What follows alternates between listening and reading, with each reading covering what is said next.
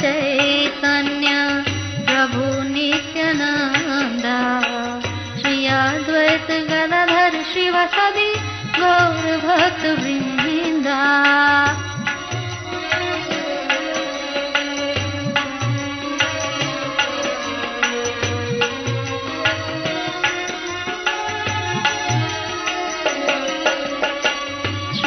कृष्ण चैतन्य प्रभु नित्यानंद श्री अद्वैत गदाधर शिवासादि गौर भक्त वृंद।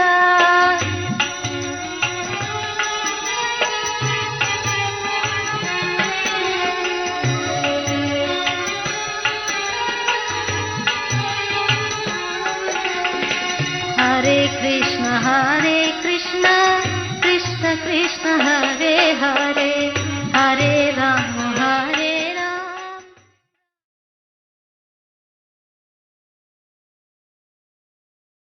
तस्य प्रसादाद् भगवत् प्रसाद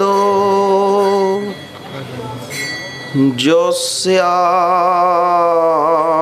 प्रसादान्न गति कुतोऽपि ध्येयं स्तुवं तस्य यशस्त्रिसन्धं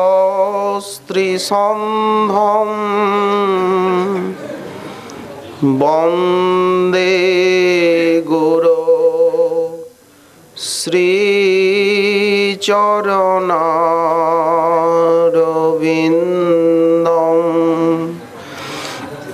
आजानुलम्बितभुजौ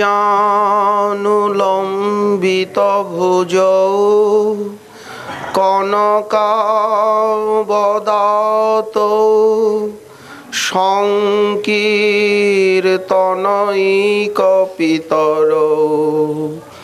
करुणावतार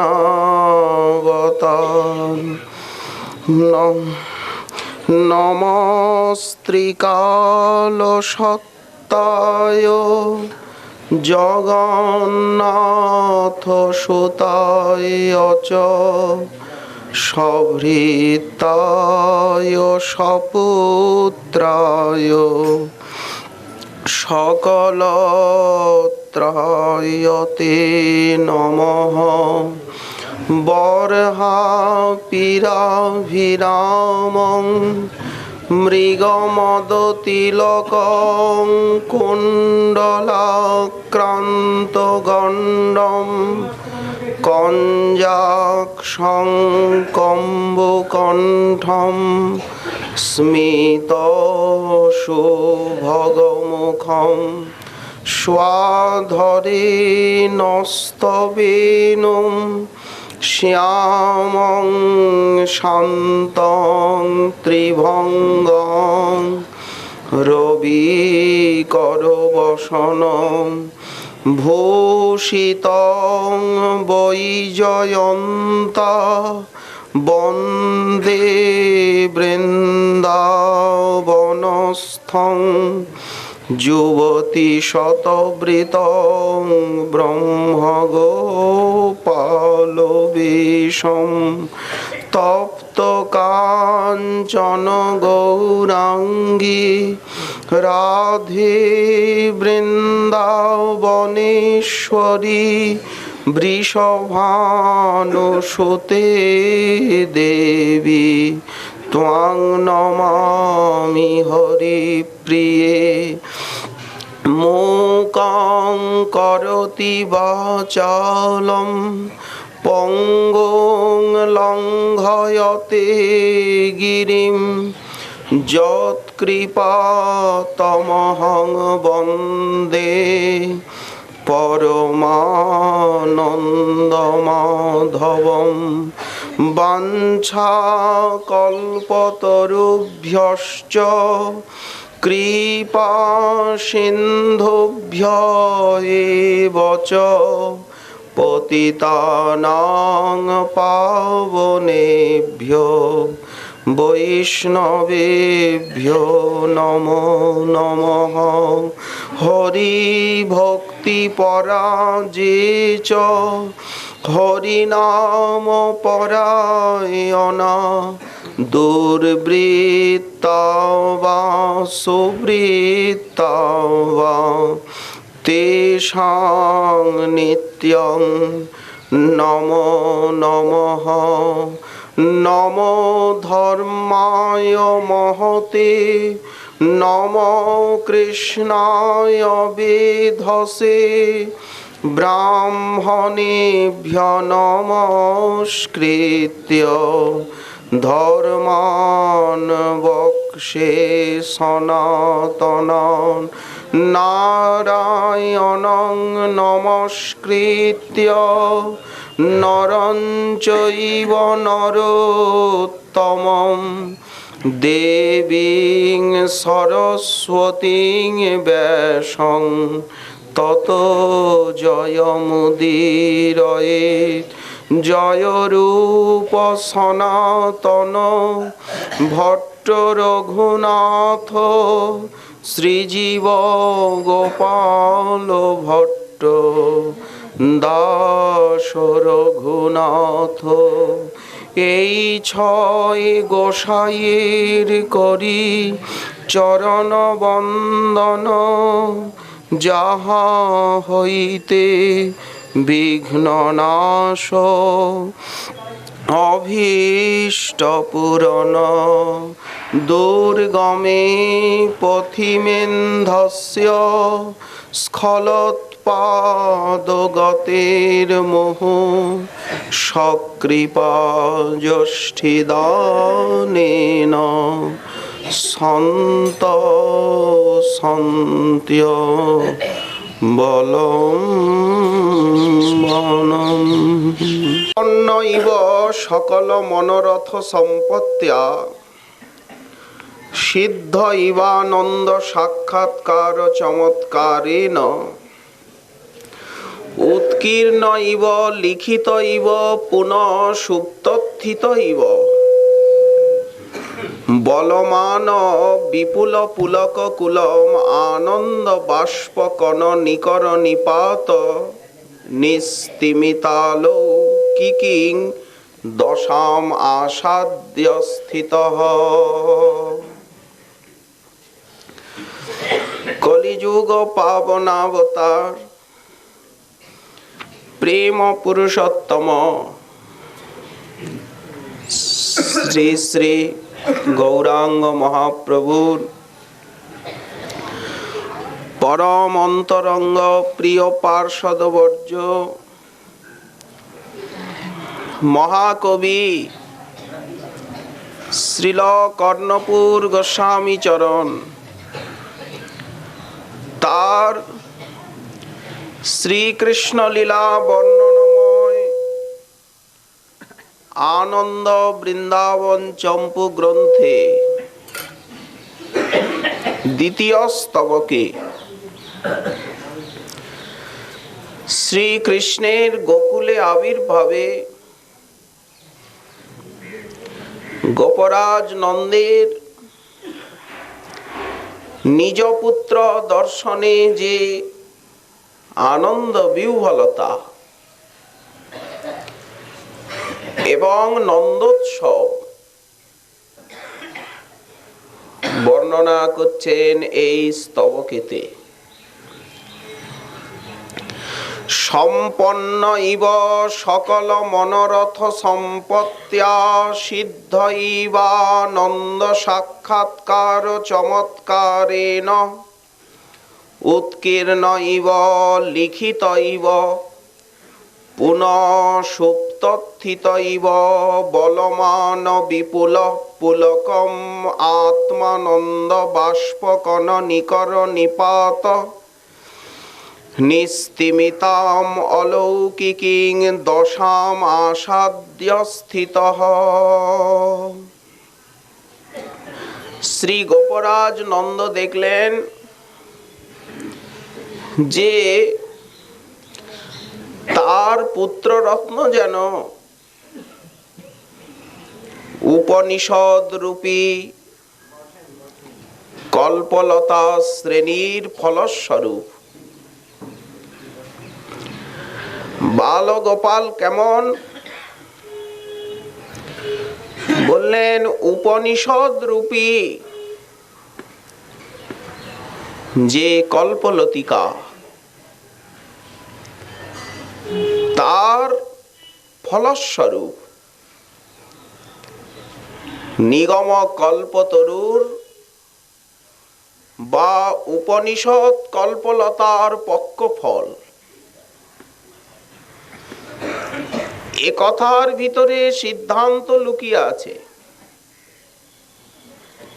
কারণ বৃক্ষ বা লতার চরম পরিণতিত ফলই ঠিক নিখিল বেদ শাস্ত্রের বা নিখিল উপনিষদের সার এই নন্দনন্দন, তাই ফল বলা হলো। তিনি দেখছেন যে যশোদার দেহ যেন অপরাজিতা লতা, আর তার কুসুম স্বরূপ এই পুত্র। মনে হলো যে আমার সকল সম্পদ সিদ্ধ হয়েছে, আমি আজ সম্পন্ন, আমি কৃতকৃত্য, নিখিল মনোরথ আমি প্রাপ্ত হয়েছি। এই রকম একটি ভাবনা পিতার অন্তরে জাগলো। আনন্দ সাক্ষাৎকার হলে যেমন লোক জ্বর হয়ে যায়, ঠিক সেইভাবে তিনি আনন্দ সাক্ষাৎকারে বিভোর হয়ে প্রস্তর খোদিত অথবা পটে অঙ্কিত মূর্তির ন্যায় আর জরিমা প্রাপ্ত হয়ে গেলেন। স্থির এবং নিষ্পলক নয়নে ব্রজরাজ পুত্রের শ্রীমুখ অবলোকন করছেন। এখন মনে হচ্ছে যেন প্রস্তর খোদিত প্রতিমা অথবা পটে অঙ্কিত যেন প্রতিমূর্তি। আনন্দের থেকে উত্থিত হয়ে আবার যেন আনন্দ সাগরে ডুবে যাচ্ছেন।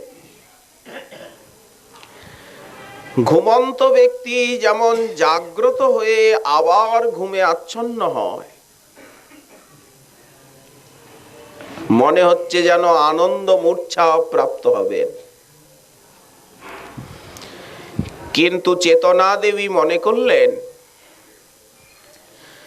যে তিনি যদি মূর্ছিত হয়ে যান তাহলে তো আর কৃষ্ণ দর্শন সুখ লাভ করতে পারবেন না। আনন্দের সেই ঘাত প্রতিঘাতে তাই চেতনার সখী সে মূর্ছাকে বারণ করল, দর্শন করতে দাও। বিপুল সুখের উদয়, ফলত হলো কি অঙ্গে পুলক কদম্ব প্রকাশ পেল। এমন ভাবে উনি পুলকিত হলেন, পুলক কদম্ব প্রকাশ পেয়েছে অঙ্গে। আর আনন্দাশ্রু কণায় এতটা আদ্রীভূত হয়ে গেলেন, কি দর্শন করবেন? নয়নে বিপুল অশ্রু আসছে। এত চোখের জল পড়লে কি দেখা যায় কিছু? এক অলৌকিক দশা প্রাপ্ত হলেন। ভগবত দর্শনে যে কি আনন্দ, সে স্বাদ আমরা সংসারী মানব কি করে বুঝব? আমরা জগৎকে জানি, জগতের দর্শনে সুখ দুঃখের অনুভূতি আমাদের বুক ভরা। ভগবত দর্শনে যে কি আনন্দ বা বেদনার উদ্রেক হয়, সেটা তো যারা প্রেমিক তারাই জানবে। আর বাবা আছেন কোথায়? উনি তো বাৎসল্য প্রেমের সাগর। অতএব ওনার এই যে আনন্দ উচ্ছ্বাস, এটা তো স্বাভাবিক। কিন্তু এখন অভিভূত হলে তো চলবে না। এই জন্য বলা হয়েছে আনন্দের থেকেও কর্তব্য বড় জীবনে। অভিভূত হওয়া বড় না কর্তব্য বড়? কারণ জীবনের মূল লক্ষ্য হচ্ছে কর্তব্য, ডুবে যাওয়া না। আনন্দে ডুবে গিয়ে ভক্ত ঠাকুরের সেবাই ভুলে গেলেন। সেই আনন্দ কি প্রশংসনীয়? দারুক তিনি বৈকুণ্ঠনাথকে ব্যজন করছিলেন। সৌন্দর্য মাধুর্য দর্শনে তার স্তম্ভ ভাব এসে গেল, ব্যজনীটা খসে পড়ে গেল। প্রেমানন্দ সেবানন্দকে বাধা দিল।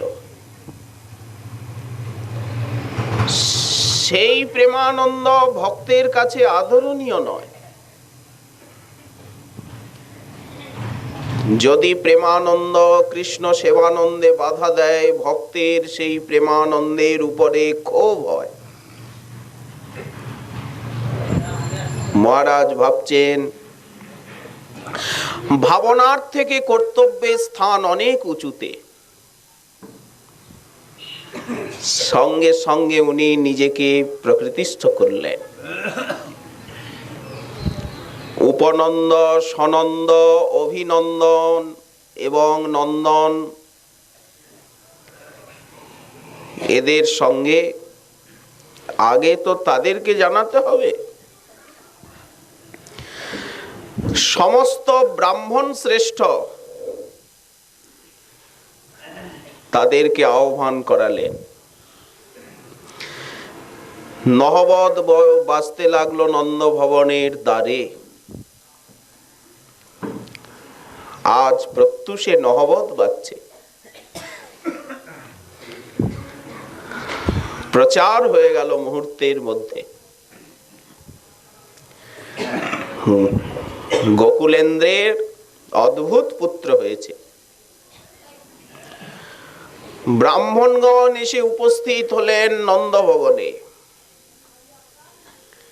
শ্রীমদ্ ভাগবতে যে বর্ণনা আছে, নন্দস্তাৎ মজ উৎপন্নে জাতাল্লাদ মহামনা আহুয় বিপ্রাণ বেদজ্ঞান স্নাত শুচিরলঙ্কৃত।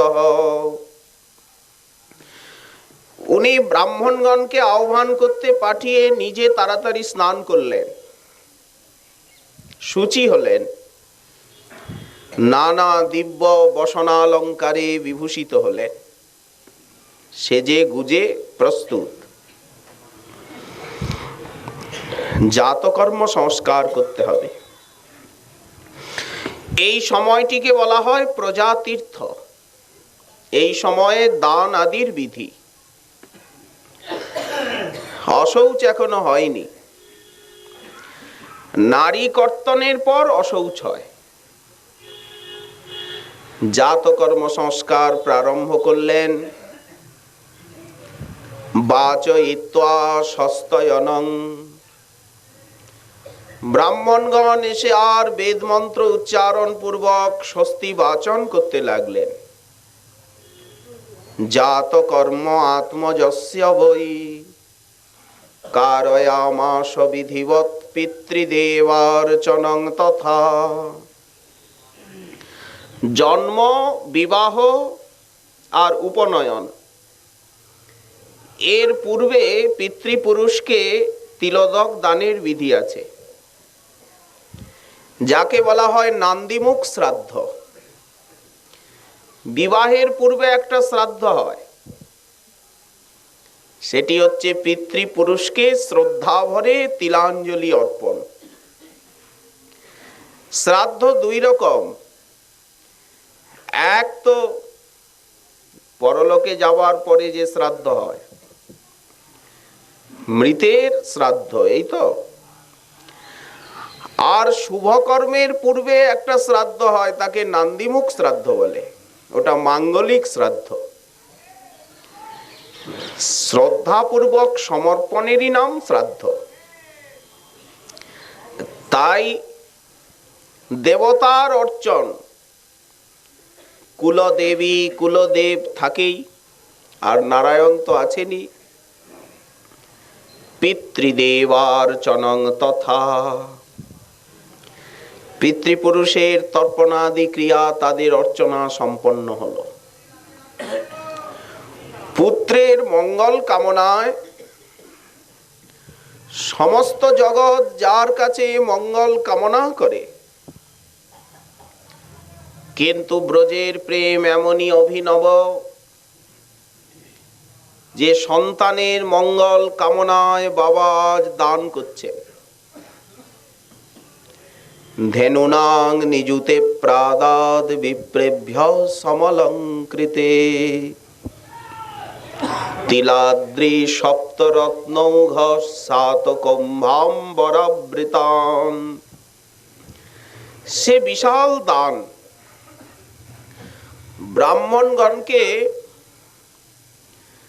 কি করলেন? ধেনু দান করছেন। প্রত্যেকটি ধেনু সবৎসা,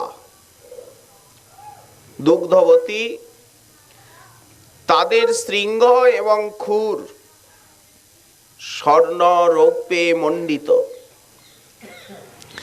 শৃঙ্গগুলিকে সোনা দিয়ে মোড়া আর খুরগুলিকে রূপা দিয়ে। আর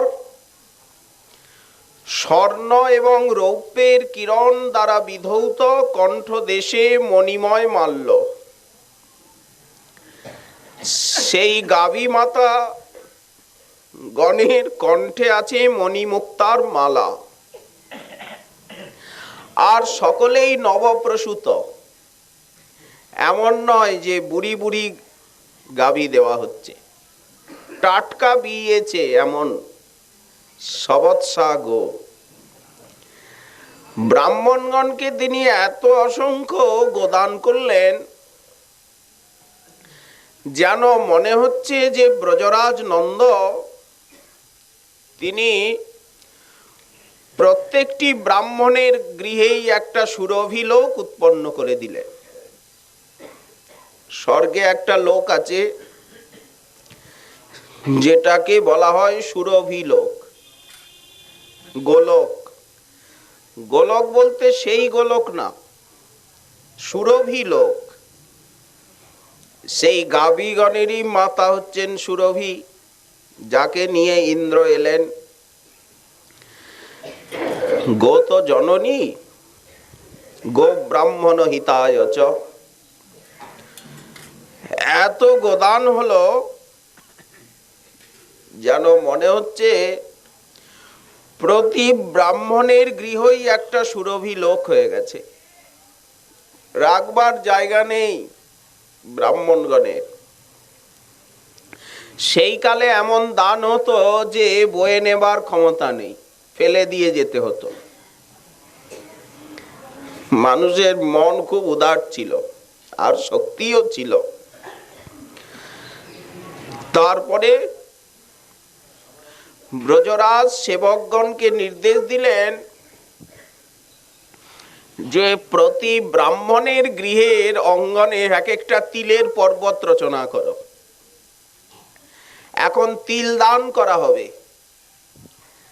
তো একটু আধটু তিল নয়, তিলের পাহাড়। তো বয়ে নিবেন কি করে এত তিল ব্রাহ্মণেরা? বললেন আমার বাড়ির থেকে নিতে হবে না, তাদের ঘরের অঙ্গনেতেই গিয়ে আর তিলের পাহাড় করে দাও সবার। কেমন তিলের পর্বত? সোনার জরি দেওয়া কাপড়ে ঢাকা, সাত কম্ভাম বরাবৃতান, বড় বড় তিলের পাহাড়। কাঞ্চন পর্বত আর মণিময় পর্বত আর তিলের পর্বত, তিনটে পর্বত দান করলেন। তিনটে মানে তিনটে না, তিন জাতীয় পর্বত সোনা দিয়ে আর পাহাড়ের মতো করেছে। সোনার পাহাড় আর মণি দিয়ে পাহাড় আর তিল দিয়ে পাহাড়। আর কি করবেন? এখন এমন তিনি ধন বিতরণ করতে লাগলেন, দান করতে লাগলেন, মনে হচ্ছে যে আজকে কি গোপরাজ তিনি চিন্তামণি হয়েছেন। এমন ভাবে উদার প্রাণে দান করছেন, মনে হচ্ছে ব্রজরাজ যেন আজ চিন্তামণি হয়ে গেছেন। যেমন চিন্তামণি দান করতে করতে করতে করতে কখনো পরিশ্রান্ত হয় না, যেমন কল্পতরু দিতে দিতে দিতে দিতে কখনো ম্লান হয় না, যেমন কামধেনু বাসনা পূর্ণ করতে করতে করতে করতে কখনো শ্রান্ত ক্লান্ত হয় না, তেমনি দেখা যাচ্ছে আজ চিন্তামণি কল্পতরু এবং কামধেনুর মতো আবেশ এসে গেছে গোপরাজের। অথবা মনে হচ্ছে যে সমুদ্র যেন তার গর্ভস্থিত সব মণিরত্নকে আজ তুলে দান করছে। এমন যদি হয় কোনদিন রত্নাকর তার গর্ভে যত মণিমুক্তা আছে সব তুলে দিচ্ছে, কিচ্ছু বাকি রাখছেন না। শেষে সমুদ্রের মধ্যে পড়ে রইল জল আর কতগুলো জন্তু, আর সব সমুদ্র বের করে দিয়ে দিয়েছে। যদি এমন হয়, সাগরের মধ্যে তো অনেক মণি রত্ন মুক্তা আছে, সাগর যদি মনে করে আজকে আর আমার বুকে আমি কিচ্ছু রাখবো না, সব বের করে আর বেলাভূমিতে ছুড়ে দিয়েছে, তার গর্ভে রয়ে গেছে খানিকটা জল আর কতগুলি জলজন্তু, ব্যাস শান্তি। সেই রকম আজ দান করছে। অথবা মনে হচ্ছে যে ত্রৈলোক্য লক্ষ্মী অর্থাৎ ত্রিভুবনের সম্পদের অধিষ্ঠাত্রী দেবী যে কমলা, তিনি যেন আজকে সবকিছু দান করে দিয়ে আর মাত্র লীলা কমলটা হাতে রেখেছেন। ত্রৈলোক্য লক্ষ্মী তিনি যেন ত্রিভুবনের ভান্ডারকে দান করে দিয়েছেন কমলা দেবী, আর কিচ্ছু নাই, তার কাছে খালি লীলা কমলটা আছে, আর সব দিয়ে দিয়েছেন জগৎজননী। তাহলে কেমন হবে? যে লক্ষ্মী সবকিছু দিয়ে নিঃস্ব হয়ে আর লীলা কমলটা নিয়ে দাঁড়িয়ে আছেন। এই রকম দানের আবেশ। ব্রজপুর পুরন্দরের কুমার হয়েছে, চারিদিকে ঘোষণা হচ্ছে যে ব্রজপুর পুরন্দরের পুত্র জন্মেছে। এই সমাচার শ্রবণ করেই উপনন্দ, অভিনন্দ, নন্দন তারা আনন্দ সাগরে নিমগ্ন হয়েছে। তাড়াতাড়ি নিজ পরিজন বর্গের সঙ্গে পট্টসূত্র নির্মিত শিকাযুক্ত যে মণিময় ভারযষ্টি, শিকা দেখেছেন তো, ভার বয়, সেই শিকাটা আবার পট্টসূত্র দিয়ে রচিত। এই যে শিকার সুতোগুলো, সেগুলো নানা জড়ি দেওয়া পাটের।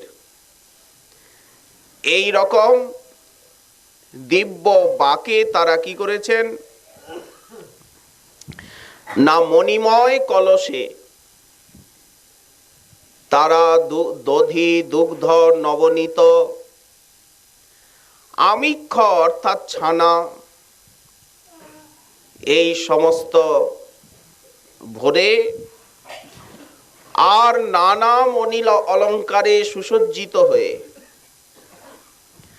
হরিদ্রা রসরঞ্জিত বসন মঙ্গল সূচক হলে কি হবে, তুচ্ছ বোধে তা পরিধান না করে আর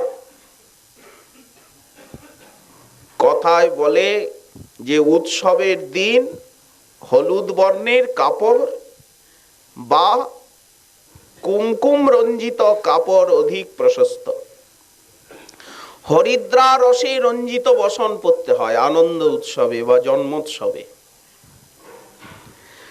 তো তারা মনে করছেন যে হলুদের রসে রঞ্জিত কাপড় আর আজকে কেন পরব, তুচ্ছ,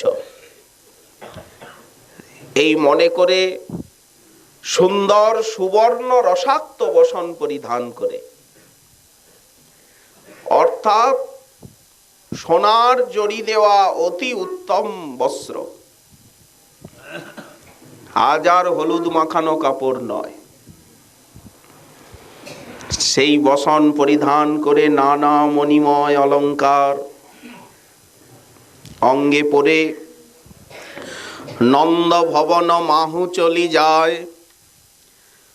সবাই নন্দ ভবনের পানে ছুটেছেন সারি সারি, যেমন নদ নদী সাগরের দিকে ছোটে, ঠিক সেই প্রকার আনন্দে হর্ষধ্বনি করতে করতে করকমলে সুবর্ণ এবং মণিময় দণ্ড, হাতে আছে একটা দণ্ড, গোপ জাতি না, যেমন ব্রাহ্মণগণের হস্তে থাকে অক্ষমালা, তারা জপতে জপতে যান, আর কাকে থাকে পুঁথি, হাতে থাকে ছত্র আর জলের কমণ্ডলু, চরণে পাদুকা। এক একটা জাতির এক এক রকম বেশ আছে, তো তেমনি এরা গোপ, এদের মস্তকে আছে পাগড়ি সেই রকম উষ্ণিস, এখানে হীরকখণ্ড, আর বড় বড় শ্মশ্রু গোপ, যেরকম জাতি রূপটাও তেমন হবে। হাতে আছে সোনার দণ্ড অথবা মণিমাণিক্য খচিত দণ্ড, উচ্ছ্বসিত হয়ে আর মহাসাগর তরঙ্গের ন্যায় 10 দিককে তারা ব্যপ্ত করে ফেললেন। কাঁধে আছে ভার, ভারটা নিজেদেরকে বইতে হচ্ছে না, সেবকরাই বইছে। এদিকে হলো কি, মহার্হ বস্ত্রাভরণ কঞ্চুকোষ্ণীশভূষিতা গোপা সমাযজুরাজন নানোপায়ন পানয়। গোপীগণ শুনতে পেলেন যে যশোদার পুত্র হয়েছে। গোপশ্চা কর্ণমুদিতা যশোদায়া সুতোদ্ভবম, সঙ্গে সঙ্গে নিজেরা সুসজ্জিত হলেন। মায়েরা সাজতে গুজতে ভালোবাসেন, তো তাড়াতাড়ি গোপিনীগণ নিজেদেরকে সুসজ্জিত করলেন। বস্ত্র, অঞ্জন, মালা। এখন ব্রজ নাগরীগণ তারাও নন্দ ভবনের দিকে আসছেন। হরি গুণানুবাদ করতে করতে, নারায়ণের গুণগান গাইতে গাইতে,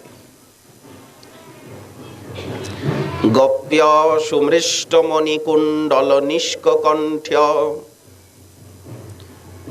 চিত্রাম্বরা পথি শিখাচ্যুত মাল্য বর্ষা নন্দালয়ং সবলয়া ব্রজতির্বিরেজু বেলোল কুণ্ডল পয় ধরহার শোভা। তারা নিষ্কণ্ঠী, গলদেশে আছে পদক, আর চিত্র বিচিত্র বসন পরিধান করেছেন। হস্তে আছে বলয়, পাত্রে আছে মাঙ্গলিক নানা উপকরণ। নন্দনন্দনকে আশীর্বাদ করতে হবে, তো তারা এত আনন্দ পেয়েছেন, আশাতীত অনির্বচনীয় আনন্দে তারা ডগমগ। এই কৃষ্ণ জন্ম বার্তাই যেন তাদের কর্ণের কর্ণভূষণ হয়েছে। তাদের কর্ণভূষণ আছে, কিন্তু কৃষ্ণ জন্ম বার্তাই যেন কর্ণভূষণ। গৃহকার্যের আগ্রহ আর আজ নেই। তাদের সেই ললিত কণ্ঠ দেশে সুশোভন হারের শোভা আর কৃষ্ণ দর্শন উৎকণ্ঠায় সকলের মুখকমল প্রফুল্ল, বদনে আছে হাসি। হারের মধ্যস্থিত যে উজ্জ্বল মাণিক্য, হার পরেছেন তো, হারের মাঝখানে আছে উজ্জ্বল মাণিক্য, ঝলমল করছে। আর কঙ্কন, কঙ্কন গুলো বাজছে, চরণে নূপুর কোটির কিঙ্কিনি শব্দ করছে। আর অঙ্গদ পড়েছেন বাজুবন্ধ। কিরকম সেই স্বচ্ছ অঙ্গদ কানা বললেন, তার ভিতরে হীরকখণ্ড বসানো আছে। কাঞ্চনের অঙ্গদ, আর তাতে হীরা বসানো আছে, যেন স্বচ্ছ জলকণার মতো। এই রকম নানা বসন ভূষণে সুসজ্জিত হয়ে তাদের জঘন প্রদেশে শোভা পাচ্ছে সুন্দর কাঞ্চি।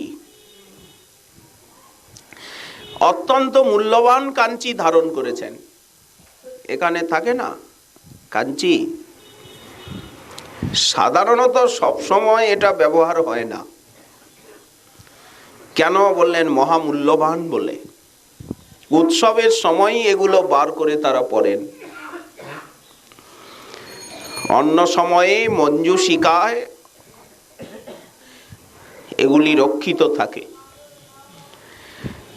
তাই তাদের যে নিবিড় নিতম্ব দেশ, সেখানে অতি সুন্দর শব্দায়মান কিঙ্কিনীর শোভা। চরণে আছে পাদ কটক অর্থাৎ নূপুর। হংসের ন্যায় মনোহর এবং শীঘ্র তাদের গমন। তারা হংসগামিনী। রাজহংস যখন চলে তার একটা ছন্দ আছে, অথচ তাড়াতাড়ি যেতে হবে, উৎকণ্ঠাও আছে। মন্দগামিনী নন, তবে হংসগামিনী। সকলের কেশবন্ধন স্খলিত হচ্ছে। খোপাটা খুলে যাচ্ছে কেন? কেউ কবরী বেঁধেছেন, ধম্মিল্য পুষ্প জড়ানো আছে কবরীতে। কারো বা কেশ বেনির আকারে ঝুলছে, সাপিনীর মতো বেনি। এখন দ্রুত গমনে কেশবন্ধন স্খলিত হচ্ছে।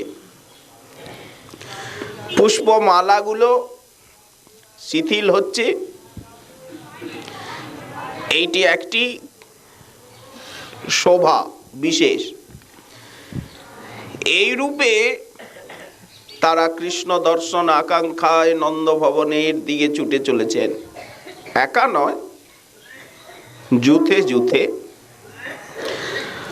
হস্তে আছে কি সুবর্ণ পাত্রে মাঙ্গলিক উপকরণ, খালি হাতে যেতে নেই। এটা তো নিয়ম আছেই।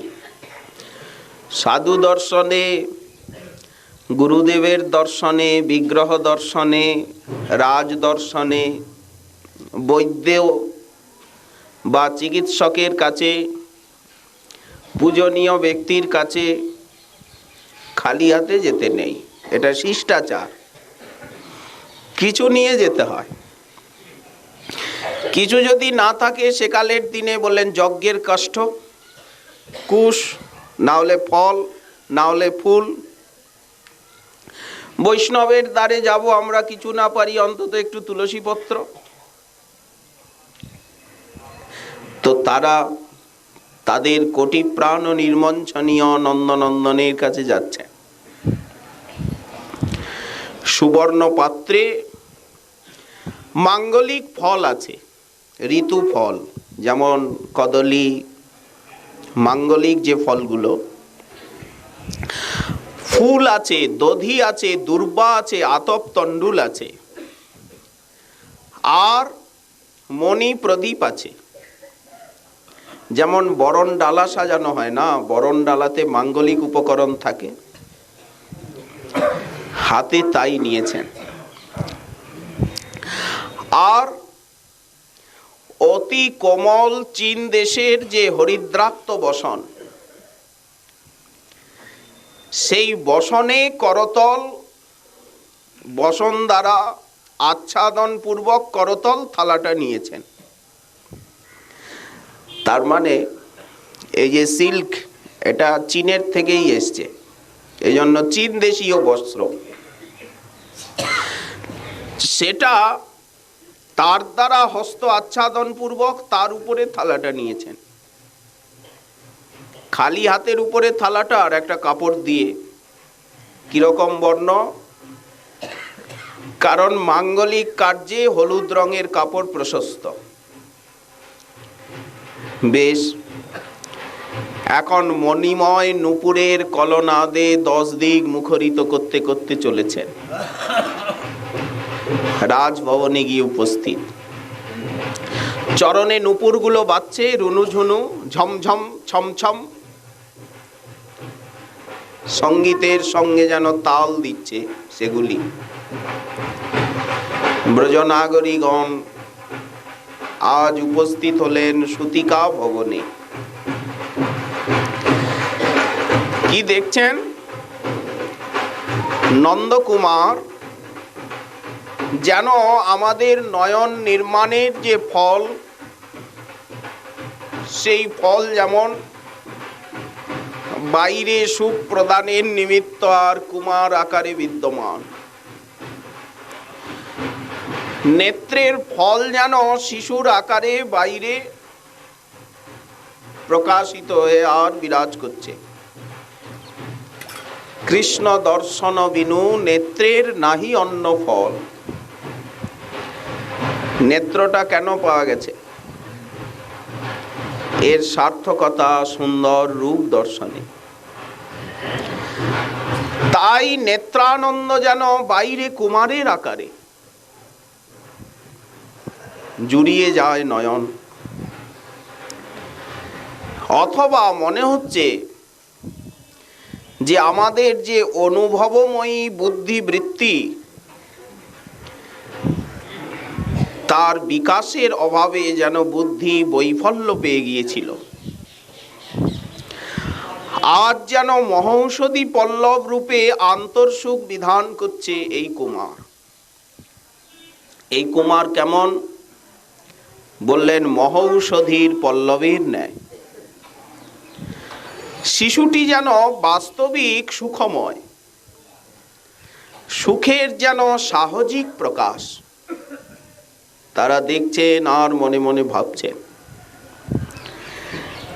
যেন বাৎসল্য রস সরোবরে প্রস্ফুটিত নীলোৎপল। দেখলেই যেন হৃদয়ের বাৎসল্য উমড়ে ওঠে।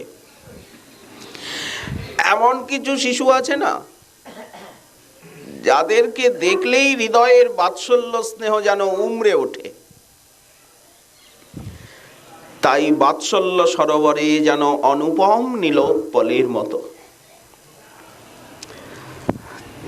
আশীর্বাদ করছে, চিরজীবী হও কুমার,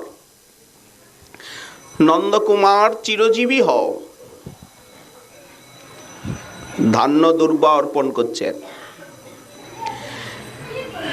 তেল হলুদ আছে সেই স্বর্ণপাত্রে, স্পর্শ করছেন মাঙ্গলিক উপকরণ।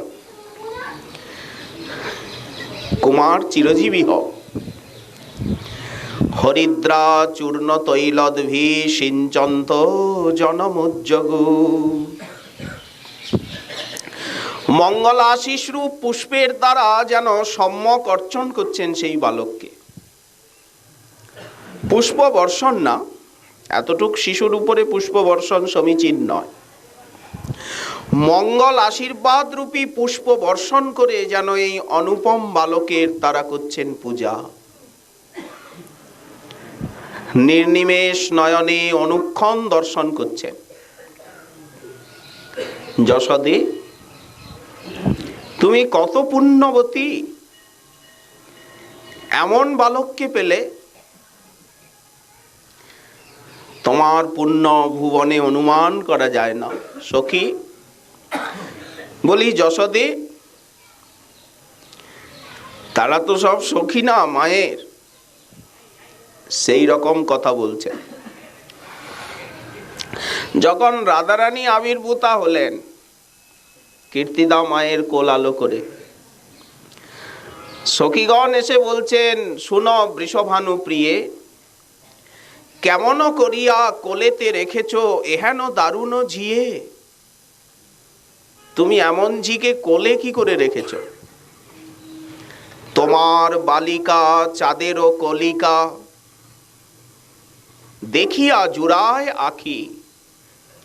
হেন মনে লয় ইহারে সদাই হৃদয়ে পসরা করিয়া রাখি। একে হৃদয়ে পসরা করতে ইচ্ছে হচ্ছে। শুনো বৃষভানু প্রিয়ে, কেমন করিয়া কোলেতে রেখেছ এহেন দারুণ ঝিয়ে। তরিত জিনিয়া বদন সুন্দর, মুখে হাসি আছে আধা। মৃদুমন্দ হাসি আছে। গণকে যে নাম সে নাম রাখুক, আমরা রাখিলাম রাধা। মুখে আধা হাসি আছে, বালিকা তো। তখন কীর্তিদার সখীগণ বলছেন, যখন নামকরণের সময় হবে, ঠিকুজি কুষ্টি হবে, তখন যে নাম সে নাম রাখবে।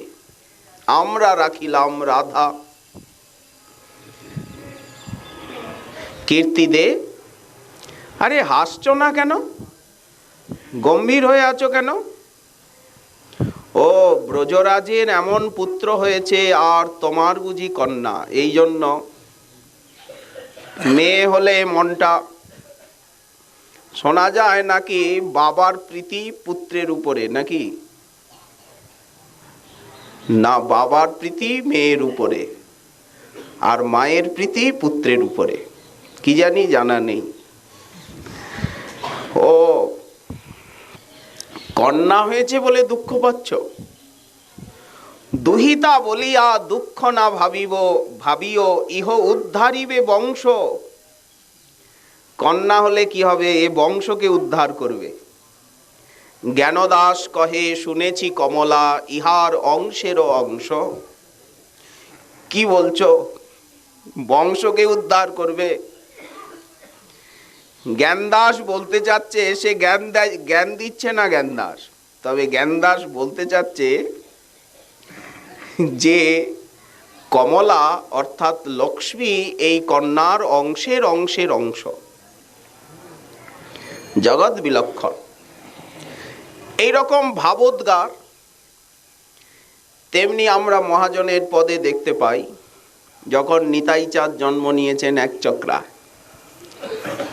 সব এক চক্রা বাসিনীগণ এসে মন্তব্য প্রকাশ করছেন, আগে জনমিলা নিতাই চাঁদ, পাতিয়া অমিয়া করুণা ফাঁদ, নারীগণে তারে দেখিতে যায়, যে দেখতে যাচ্ছে সেই আটকে যাচ্ছে, গৃহে আসবার কথা আর মনে আসছে না।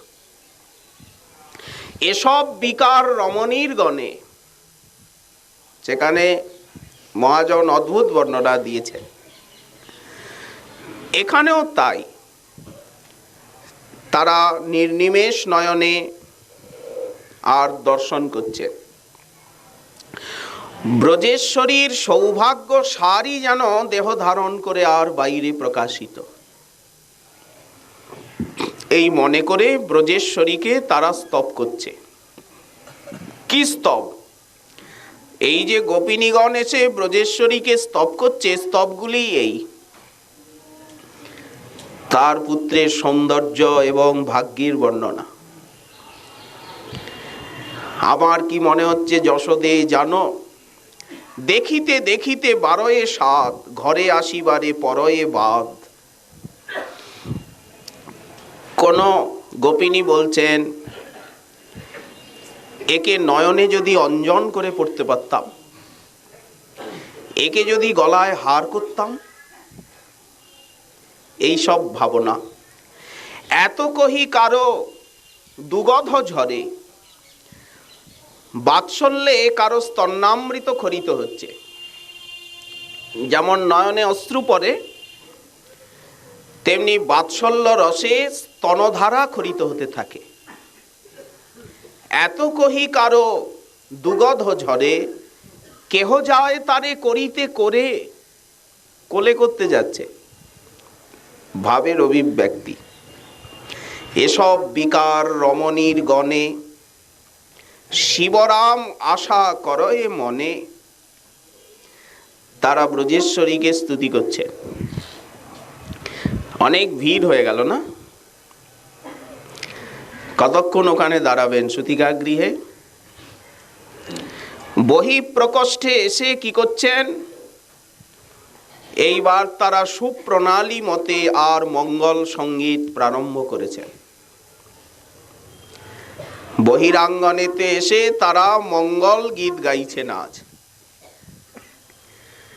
মনে হলো যেন কমললতার অগ্রবর্তী হয়ে আর প্রফুল্ল কমলকুলের চারিদিকে ভ্রমর গুঞ্জার করছে। কি অপূর্ব বর্ণনা! যশোদা নন্দন যেন নীল কমল, আর সুতিকা গৃহের যে বহিঃপ্রাঙ্গণ সেটা যেন কমলের কি, কমলের নাল থাকে, তো পাতা থাকে, কমললতা, তার চারিদিকে যেন গুঞ্জনশীল ভ্রমর। তাদের যে কলধ্বনি রূপ মধুর ঝংকার, সেই মধুবর্ষী ঝংকার কোলাহলে কি হলো, কমলকুলকে যেন আকুলিত করছে। ভ্রমর ঝংকার করে যেন কমলকুলকে করে আকুলিত। এই প্রকার ব্রজনাগরীগণ পরস্পর কি করতে লাগলেন? প্রণয় রভসে তারা চন্দ্রমণ্ডলকে অতি বিমল এবং সৌরভময় করতে পারে এমন তৈল হরিদ্রা তারা পরস্পর পরস্পরের মুখে লাগাচ্ছেন। গান করতে করতে এত মেতে গেলেন, হরিদ্রা চূর্ণ তৈলদ্ভি সিঞ্চন্ত জনমুজ্জগু। পরস্পর পরস্পরের অঙ্গে সেই হরিদ্রা চূর্ণ এবং তৈল যা তারা এনেছেন থালিতে আছেই, অঙ্গে লাগাচ্ছেন। হাস্য করতে করতে করতে করতে সেই দশন কান্তি ভারে তারা এমন অলসাবিষ্ট হয়েছেন যে অধর কিশলয় তাদের বন্দুক পুষ্প অপেক্ষাও হয়ে গেছে মনোরম। হাসছেন না খিলখিল করে, ওই যে হরিদ্রা চূর্ণ তৈল একে অপরের অঙ্গে মুখে মাখিয়ে তাদের সেই মুক্তা বিরম্বী দশন পংক্তি, আর লাল টুকটুক করছে বন্ধু জীব কুসুমের মতো অধর পল্লব। ত্রৈলোক্য লক্ষ্মীর সৌভাগ্য গর্বকে তারা খর্ব করছে। তাদের চেষ্টা, সৌন্দর্য এবং আনন্দের দ্বারা তারা ত্রৈলোক্য লক্ষ্মীর শোভাকেও যেন খর্ব করতে চলেছেন। এত উল্লাস, এত ছটা। ব্রজ নাগরিকগণ তারা অলিন্দে এই প্রকার করছেন খেলা, আর গোপগণ খেলা করছেন বহির প্রাঙ্গণে। এরা অন্তঃপুরে আর ওরা বহির বাটিতে। সকলে নন্দের নিকট উপস্থিত হয়েছেন। আনন্দ রাশি যেন উদ্বেলিত। তারা করছেন কি না, নবনীত পিণ্ড পরস্পর পরস্পরের উপরে নিক্ষেপ করছেন। মাখনের পিণ্ড পরস্পর, মাখনের বল পরস্পর পরস্পরের উপরে ছুটছেন। আমিক্ষা অর্থাৎ ছানাকে গোল গোল করে নিয়ে ছানা ছুটছেন। অভাব নেই তো, ছানা দিয়ে, দুধ দিয়ে, মাখন দিয়ে আর হলুদ জল দিয়ে খেলা হবে। আর কি করছেন? দধি সমুদ্রের কর্দম পিণ্ডের ন্যায় অথবা জ্যোৎস্নার সুখস্পর্শের ন্যায় দধি নিক্ষেপ করছেন। আর কি করছেন বললেন, মণিময় জল যন্ত্র আছে, পিচকারি, মণিময় পিচকারি জলযন্ত্র, তাতে দুধ ছুটছেন। দুধ আছে ভান্ডে, মণিময় পিচকারিতে দুধ নিয়ে আর দুধ পড়ছে। আর কি, মথিত উদৎসিত অর্থাৎ জল নেই এমন দইকে মন্থন করা হয়েছে, জল ছাড়া, তাকে উদৎসিত বলা হয়। আর জল দিয়ে মন্থন করলে তক্র বা ঘোল হয়ে গেল। দ্রবীভূত স্বর্ণ সলিলের ন্যায় মনে হচ্ছে যেন সোনার জল, সোনা গলালে যেমন হয় সোনার জলটা, তেমনি তারা হরিদ্রা মিশ্রিত মহা সুগন্ধি জল নিক্ষেপ করছেন। হলুদ গলানো হয়েছে, সুগন্ধি জল, সেই সুগন্ধি জল বৃষ্টির ধারার মতো আর ভেজাচ্ছেন চারিদিকে। আর কি করছেন বললেন, মহা সুগন্ধি তৈল, তেলটাও মাঙ্গলিক উপকরণ, সুন্দর সুগন্ধি তৈল, সেই তৈল ছেটাচ্ছেন। হরিদ্রা চূর্ণ তৈলদ্ভি মৃদু মৃদঙ্গ বাজছে। পণব ঢক্কা বিশেষ, ডমরু আর ঝাঝর, ডমরু ঝাঝর, মৃদু মৃদঙ্গ, পণব, মাদল, জয় ঢাক, ভেরি, তুরি, এইসব মঙ্গলসূচক বাদ্যযন্ত্রগুলি বাজছে। তার তালে তালে তালে তালে তারা সুন্দরভাবে নেচে নেচে আর গান করছেন। মঙ্গল সঙ্গীতের অন্তর্গত যে চর্চরিকা, দ্বিপদিকা, জম্ভলিকা, এইগুলি, এইসব ছন্দ ভেদে বিবিধ গান, সেই গানগুলো তারা আলাপ করছে। তো সবাই কি গান জানেন নাকি?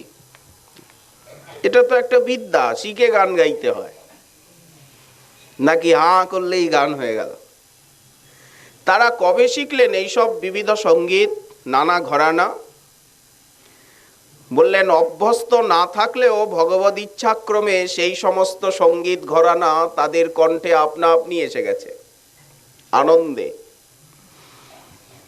মনে হচ্ছে যেন তারা এই কুমারকে মঙ্গল সঙ্গীতের দ্বারা আপ্যায়ন করতে চান, কুমারের সুখকল্পে। গান গাইতে থাকুন, নাচতে থাকুন, ছুটতে থাকুন। দধি নবনীত। আজ তো আর আমাদের সময় নেই। আবার আগামীকাল শ্রী শ্রী রাধা গোপীনাথ জিউর কৃপা হলে এ বিষয়ে রইল আস্বাদনের আকাঙ্ক্ষা। আজকে আমাদের শ্রী শ্রী ভাগবতী কথার এইখানেই দেওয়া হলো বিশ্রাম।